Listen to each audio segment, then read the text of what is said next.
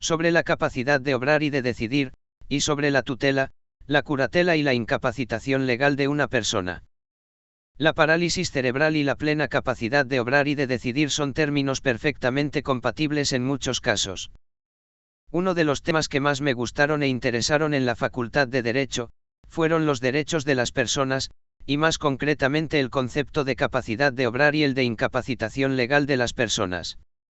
La profesora de Derecho Civil nos explicaba que, una persona con plena capacidad de obrar y de decidir, es aquella que siendo mayor de edad ya puede decidir sobre su vida personal y patrimonialmente, decidir y decir lo que quiere hacer y lo que no, y sobre el modo hacerlo, siendo consciente también de sus actos y de las consecuencias de los mismos. La persona debe demostrar que es consciente de sus actos, ya sea a través de la comunicación oral o por escrito, pues son los medios de comunicación más comunes que tenemos las personas.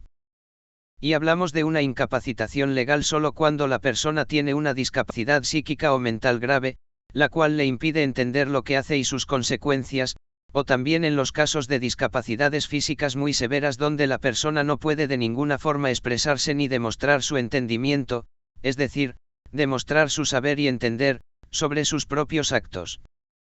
Por ejemplo, incapacitada sería una persona con un retraso mental importante, o también una persona sorda y muda que no sepa leer ni escribir, y que por lo tanto no pueda comunicarse ni demostrar su voluntad y su entendimiento. En estos casos es el juez, y solo el juez, basándose en informes médicos y psicológicos, y tras observar directamente a la persona, el juez es el único quien puede declarar la incapacitación legal de esa persona a través de una sentencia firme, y nombrarle un tutor para que la represente legalmente en todo y para que vele por su bienestar personal e intereses económicos, como si se tratara de un niño que necesita la protección y el cuidado de sus padres. No obstante, la incapacitación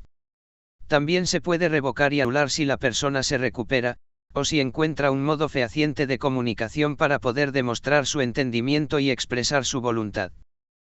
Además de la tutela, también existe la figura de la curatela, y en este caso solo se ejerce un control o apoyo puntual a la persona, la cual, por razón de discapacidad o por tener ciertas adicciones y problemas de conducta necesitan ese apoyo y esa supervisión para realizar ciertos actos de carácter económico, pero en general, ya no se le representa ni se le sustituye a la persona como si fuera un niño, sino que, ésta mantiene su capacidad de obrar y de decidir en los demás ámbitos su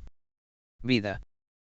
Recuerdo especialmente que la profesora hizo un especial hincapié en el hecho de que, las personas con discapacidad física no significa necesariamente que sean incapaces legalmente, pues a pesar de las limitaciones físicas, también pueden pensar y decidir sobre su vida y sus bienes igual que cualquier otra persona. Eso sí, deben poder expresarse y demostrar su entendimiento, ya sea de forma oral, por escrito o a través de algún medio de comunicación alternativo y que sea homologado y